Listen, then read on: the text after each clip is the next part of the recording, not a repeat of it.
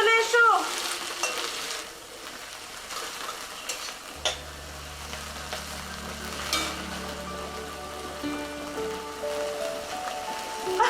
আরে তুই তুই আমার ফরমালি বেল কবে থেকে বাজাতে শুরু করলি? আয় বস। হ্যাঁ দাঁড়া, একটু আঁচটা কমিয়ে আস। চা খাবি তো? না, তোকে আর এই অবস্থায় খাটতে হবে না। শোন না এদিকে, বল। আজ আমি অরিন্দমের হয়ে তোর কাছে ক্ষমা চাইতে এসেছি। ক্ষমাটা তোর কাছে নয়, বিল্লুবাবুর কাছেই চাওয়া উচিত। আমার মুখ নেই ওনার সামনে দাঁড়াবার। আমি জানি এই সময় উনি বাড়ি থাকবেন না, সেই জন্য এখনই এলাম। কি হয়েছে বলবি তো? তোকে বিল্লুবাবু কিছু জানাননি? কই না তো, কি হয়েছে? কাল বিল্লুবাবু আমাদের বাড়িতে গিয়েছিলেন। সেটা তো জানি।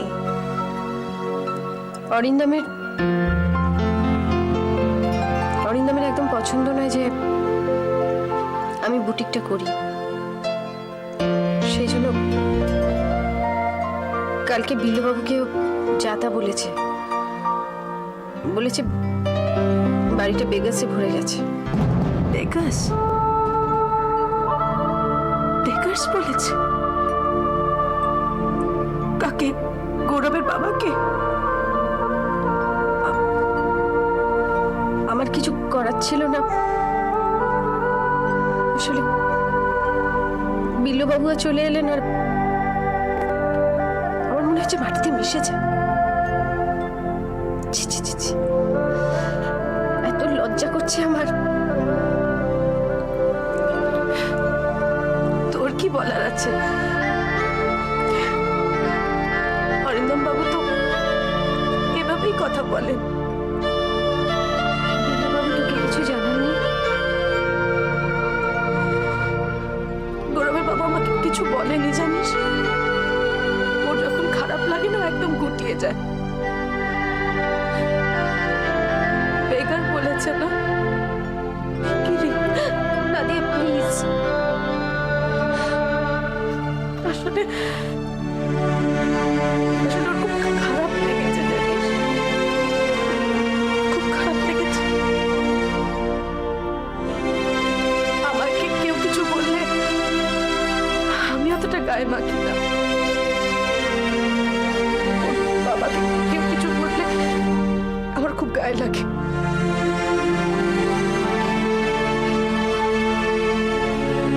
খুব গায়ে লাগে। দেখ নাদিয়া, আমি পুরোটা বুঝতে পেরেছি বলেই তো তোটা ছুটে এসেছি। তুই বললি বিল্লুবাবুকে বলবি যে এটা তার ছোট বোনের অক্ষমতা, তাকে অপমান করেছে, তার যতটা খারাপ লেগেছে এই ছোট বোনটারও কিন্তু খুব বুকে লেগেছে। জানি নাদিয়া, ছি ছি ছি, ক্ষমা করে দে আমাকে। কি করছিস এটা? বোকামে।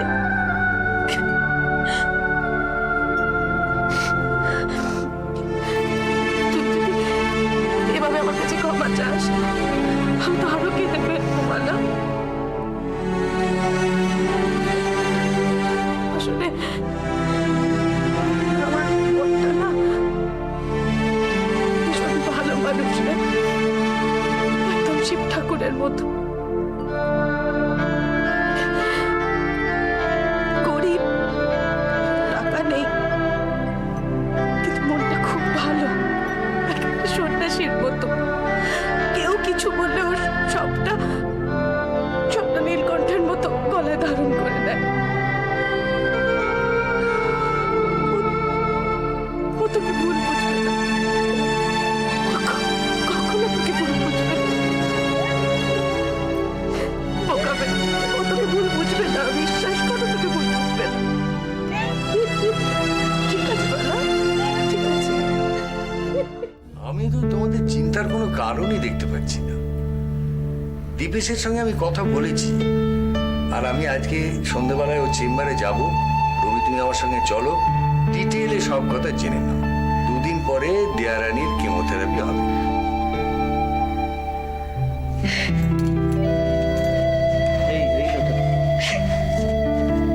কি হচ্ছে কি? বসো বসো।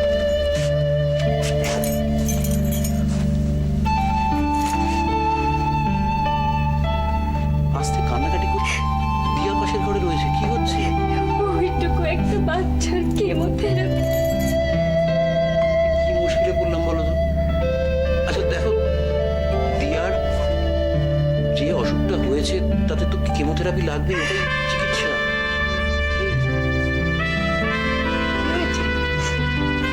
কি হলো রবি? লতা কাঁদছে কেন? কি হয়েছে? দুদিন পরে দিয়ারানি কেমোথেরাপি হবে। আমার দিবেশের সঙ্গে কথা হয়েছে, ওকে দুদিন হাসপাতালে থাকতে হবে। ছোট্ট মানুষ তো, দুদিন অবজারভেশনে রাখবে। কেঁদো না বৌমা, কেঁদো না। দেখো চোখের জল অনেক সময় মনের জোরকে কমিয়ে দেয়। কেঁদো না।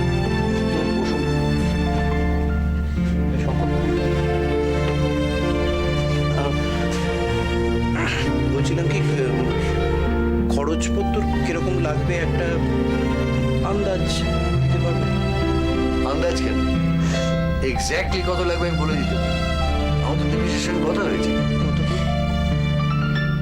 দেখো, আমি তো প্রথমেই শিবুকে বলেছিলাম যে তোমরা জানো সেটা, দিয়ারানির চিকিৎসার সমস্ত ভার আমার। না না, এ বিষয়ে আরেকটি কথা, আমার উপর ভার দিয়ারানির চিকিৎসা, তেমনি তোমাদের উপর ভার দিয়াকে খুশি রাখা। কিন্তু দাদা, এদিকে যে বুড়োটা কতক্ষণ ধরে বকবক করে চলেছে, গলা শুকিয়ে কাঠ হয়ে গেছে, সে বিষয়ে কি কারোরই খেয়াল নেই? জল চা কিচ্ছু দেওয়া হয়নি তোমাকে? লতামা, মার মন কিন্তু জানি তরোয়ালের মতো শক্ত হতো, আমি চেষ্টা করি শঙ্কর, কিন্তু দিয়ার মুখটা যখনই মনে পড়ে। আচ্ছা শঙ্কর কাকু, খুব ব্যথা লাগে? কেমো নিতে কষ্ট হবে ওর খুব? দূর বোকা। শোনো লতামা, তোমাকে কিন্তু দিয়ারানির সঙ্গে দুদিন হাসপাতালে থাকতে হবে। আর রবি, তুমিও পারলে অফিস থেকে দুদিন ছুটি। হ্যাঁ নিশ্চয়ই, আমি ডাক্তারের সাথে কথাটা বলে নি, তারপর কালকে থেকে না হয় ছুটি নিয়ে নেবো। লতামা, হ্যাঁ আমি চাটা করি। আমার মনে হচ্ছে আজকে লতামার হাতে চাটা নোনতাই হবে। কেন? ওই চায়ের সঙ্গে তো চোখের জলে মিশে থাকবে কিনা। না না, মিষ্টি চাই পাবে, তুমি নিশ্চিন্ত থাকো।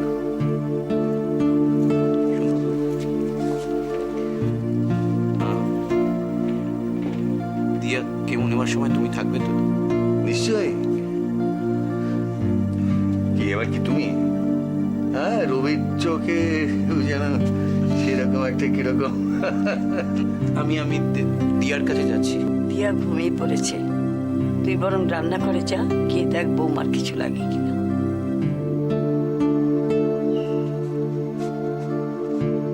আজ আমার মনে হচ্ছে চাটা আমার নোনতা হবে। এই সেই শঙ্করদা, শত দুঃখ কষ্ট যার মুখে হাসি লেগে থাকে। ওই জিনিসটা আমার প্রচুর আছে, সেই সঙ্গে গান আর আনন্দ। তুমি যদি চাও তো তার থেকে আমি তোমায় দিতে পারি।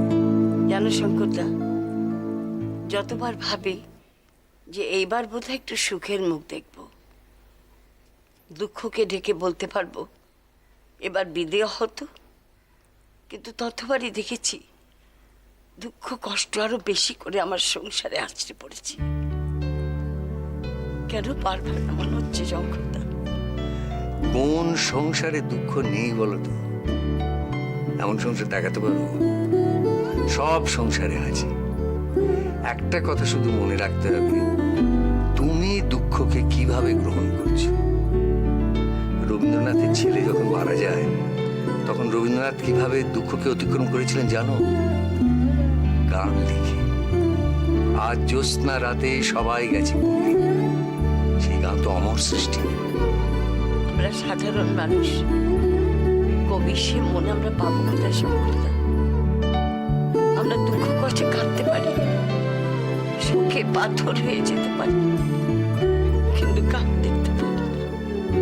বেশ, গান না লিখতে পারো, ছোট্ট শিবু হয়ে নাতনির সঙ্গে ছেলেবেলায় তো ফিরে যেতে পারো।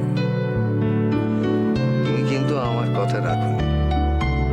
আমি তোমাকে বলেছিলাম শিবু, দিয়ারানির হাত ধরে তোমার ছেলেবেলায় ফিরে যাও। ফিরে যাও শিবু, নইলে তোমরা সবাই চোখের জলে ভেসে যাবে। এই কি বাড়ি তোমরা করে রেখেছো, হাসো গাও আনন্দ করো, নইলে এই বাড়িতে তোমরা দিয়াকে কি করে হাসাবে? কি দেখছো অমন করে? ভাবছো আমি মানুষটা কি নিষ্ঠুর?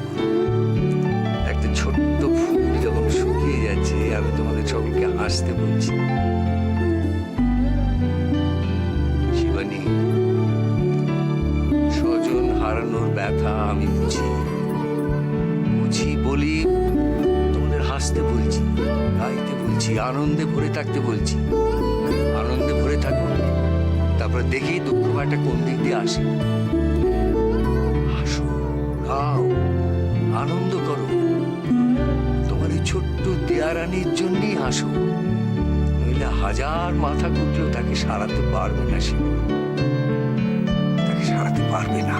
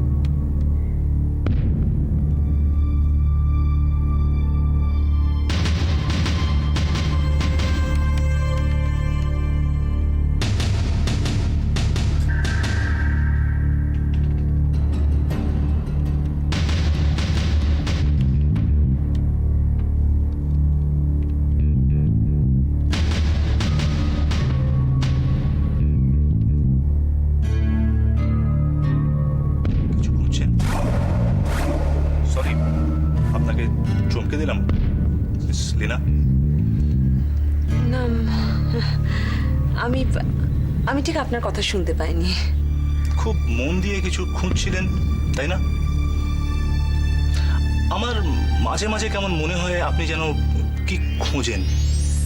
কি খোঁজেন বলুন তো? মানে গোপন কোনো কাগজপত্র?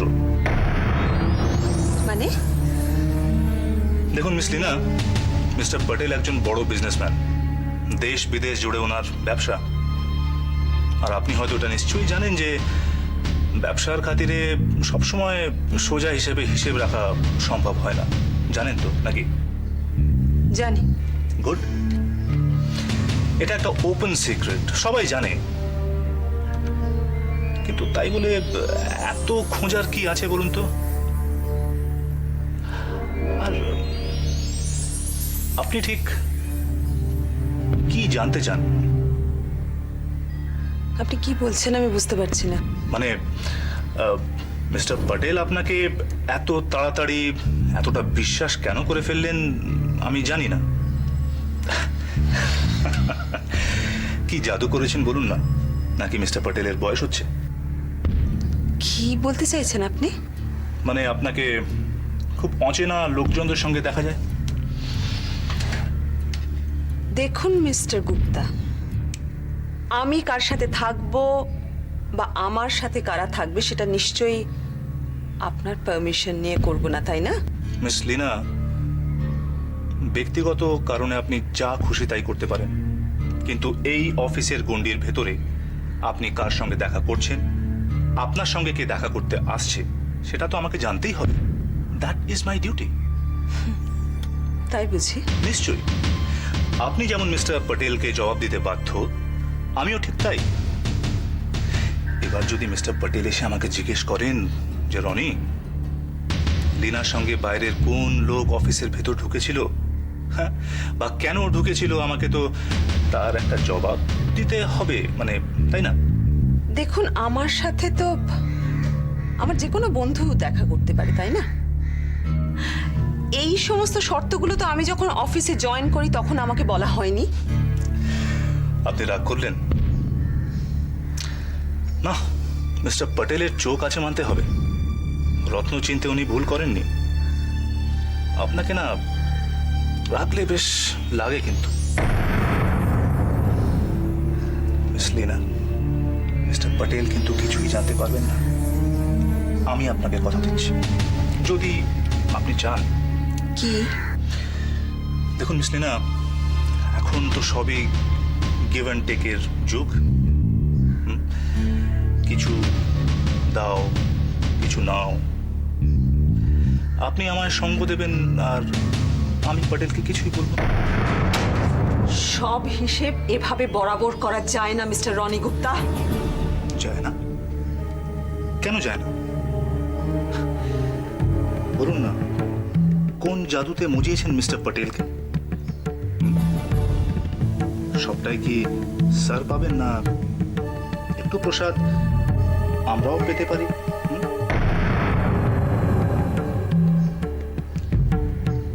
আমার সাথে আপনি ভদ্রভাবে কথা বলবেন। আমি এখানে চাকরি করতে আসি, বুঝেছেন? Is it clear? আপনাকে বা আপনার স্যারকে সঙ্গ দিতে আসি না। কি ভাবেন আপনারা? কি ভাবেন? একটা মানুষকে ডাকবেন, মাথা নিচু করে সে চলে আসবে? আপনি অবশ্য এভাবেই ভাববেন।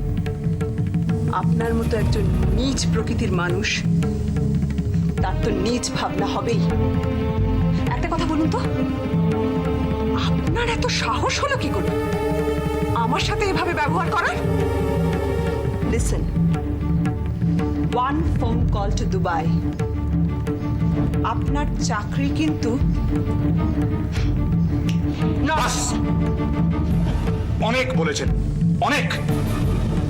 আপনাদের মতন মেয়েদের কি করে ট্রিট করতে হয় আমার জানা আছে। মিস লীনা, সাপের ল্যাচে পা দিয়েছেন আপনি, জেনে রাখবেন।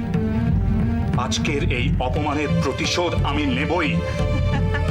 Just count the days.